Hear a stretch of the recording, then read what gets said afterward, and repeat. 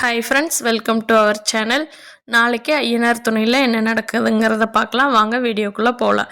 நம்ம சேனலை இன்னும் சப்ஸ்கிரைப் பண்ணாதவங்க சப்ஸ்கிரைப் பண்ணிக்கோங்க. சோழனோட வீட்டில் பாண்டியன், பல்லவன், சேரன், சோழன் எல்லாம் நின்று பேசிகிட்டு இருக்காங்க. டே பாவண்ட அவங்க பயந்துக்கு போகிறாங்க.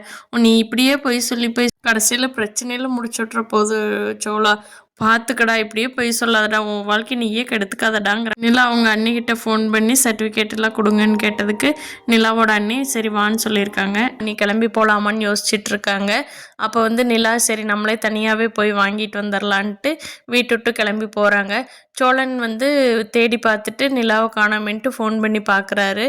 எங்கே போயிட்டீங்கன்னு கேட்குறப்போ நான் சர்டிஃபிகேட் எல்லாம் வாங்கலான்ட்டு எங்கள் ஊர் திருவண்ணாமலைக்கு போயிட்டுருக்கிறேன் அப்படிங்கிறாங்க.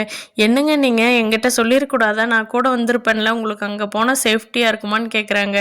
என்னங்க எங்கள் வீட்டுக்கு போகிறதுக்கே சேஃப்டி இருக்குமான்னு கேட்குறீங்களே, அதெல்லாம் நான் பார்த்துக்கிறேன், நான் போயிட்டு வரேன்ட்டுறாங்க. நிலா அவங்க வீட்டுக்கு போனதும் அவங்க அண்ணி, வானிலை என்னால் இங்கே வெளியிலலாம் எடுத்துகிட்டு வர முடியாது, வீட்டுக்குள்ளே வான்னு கூப்பிட்றாங்க. அண்ணி அப்பாவை தான் தெரியுமே, நீ தான் செத்து போயிட்டேன்னு அப்பா அன்னைக்கே சொல்லிட்டாருங்க, நீ எப்படி நான் உள்ளே வர்றதுங்கிறாங்க. நிலாவை வீட்டுக்குள்ளே கூட்டிகிட்டு போனதும் தாஸ் நிலாவை அடிக்க வர்றாரு. அப்போ நிலா கீழே உலக போகிறாங்க. சோழன் ஓடி நிலாவை தாங்கி பிடிச்சிடுறாரு. நிலா திரும்பி பார்த்து ரொம்ப ஆச்சரியமாக பார்க்குறாங்க.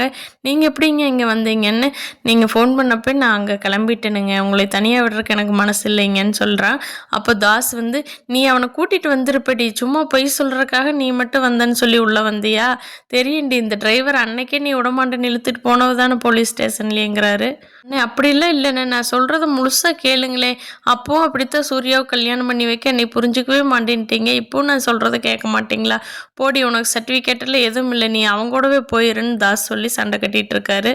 அவங்க அம்மா, இல்லை தாஸ் கம்முனு, நீ எனக்கு எப்படியோ அப்படித்தான் நிலாவும் அவன் இந்த வீட்லேயே இருக்கட்டும், சோழனை மட்டும் விரட்டி விடுங்க அப்படின்னு சொல்லிட்டு இருக்காங்க. பார்க்கலாம் ஃப்ரெண்ட்ஸ், நாளைக்கு என்ன நடக்க போகுதுன்னு. தேங்க்யூ.